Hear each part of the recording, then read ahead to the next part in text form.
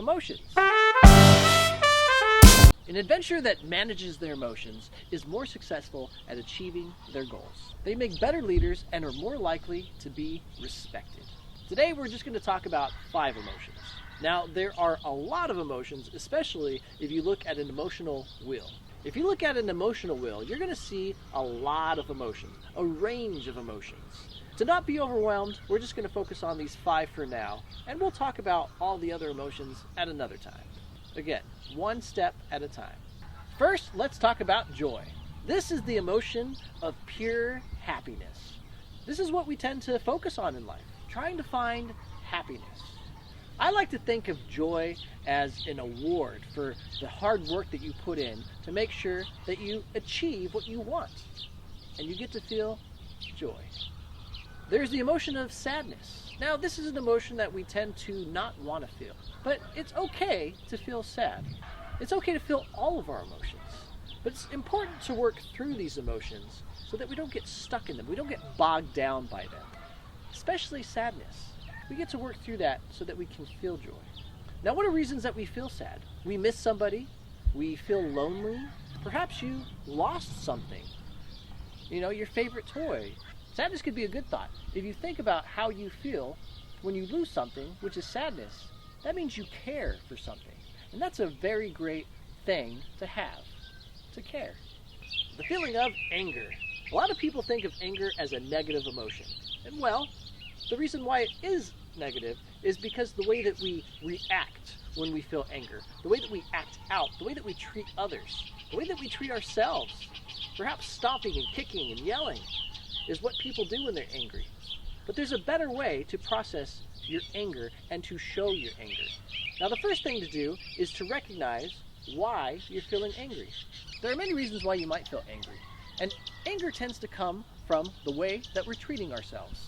If we're not treating ourselves right, if we're not allowing others to treat us correctly, we're going to build up anger inside of us. And as anger builds inside of you, gets bigger and worse and more unstable and out of control, there's different ways to deal with anger. And one of my favorite ways to deal with anger is to use the arts. I like to maybe paint what I'm angry about or write what I'm angry about. And as I furiously write, I let that anger out. Using musical instruments to let out your anger is a great way. You could start playing a guitar. I like playing air guitar. Scream on a guitar! Yeah! Great way to let out your anger.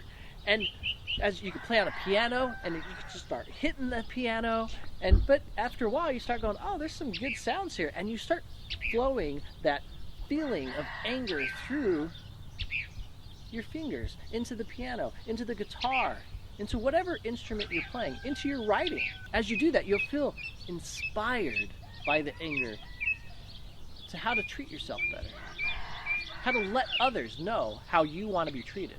And that is what's really important about anger. And notice I'm not focusing on other people as my problem when I'm angry. I have control of how people make me feel. And I can let them know, hey, I'm feeling this way. Is a great way to let them know how you want to be treated. Sometimes if you tell them directly, you're treating me badly, they're going to take offense to that. However, if you tell them in a way, hey, I'm feeling this way, you get to let them show their caring. They don't feel as attacked. So this is a great way to deal with anger. Now, disgust and fear, 2 separate emotions, are also alarms, warning signs to let you know something is wrong, something doesn't feel right. Now take disgust. When you smell something that is rotten or disgusting, you tend to go, yeah, right? I mean, that's kind of the way to describe something rotten or disgusting. And the reason that you might be feeling that way is because it's not good for you. Eating something that's rotten is actually bad for your body. So it's your body's reaction, your emotions, telling you warning signs saying, warning, warning, don't do this, don't eat that, don't drink that. You're going to pay for it. And these are things that you're going to learn. But tune into your emotions and they'll tell you great things. Now make sure when your warning signs of disgust pop up, It's telling you, watch out. Fear. Now this is a very important emotion to talk about. And I'll tell you a little bit about it now, but we're going to have a full topic on just fear. Now what is fear telling you? Again, it's a warning sign to let you know that something is wrong. Telling you to pay attention. Warning, warning, what's going on? That's what you're feeling. So be cautious when you feel this emotion. Now, fear doesn't mean to immediately run. It means to pay attention to your surroundings, think, and be cautious so that you can be aware of what is happening around you. So today's mission, I want you to write out each of these emotions: joy, sadness, anger, disgust, and fear. I want you to write out how each of these make you feel. How you feel when you hear. I want you to write out as detailed as possible how you feel when you feel these emotions. What makes you feel these emotions? Go ahead and tell stories about times that you felt these emotions. What led you to feel these emotions? Who made you feel these emotions? And how did you react to these emotions? Make sure to write one out for each of these 5 emotions. As for joy, what things make you happy? For sadness, what things make you feel sad? Why do you feel sad about them? How do you care about them in the way that makes you feel sad? And as for sadness, you could even think of the positive about how much you care about something that makes you feel sad. Why it makes you feel sad.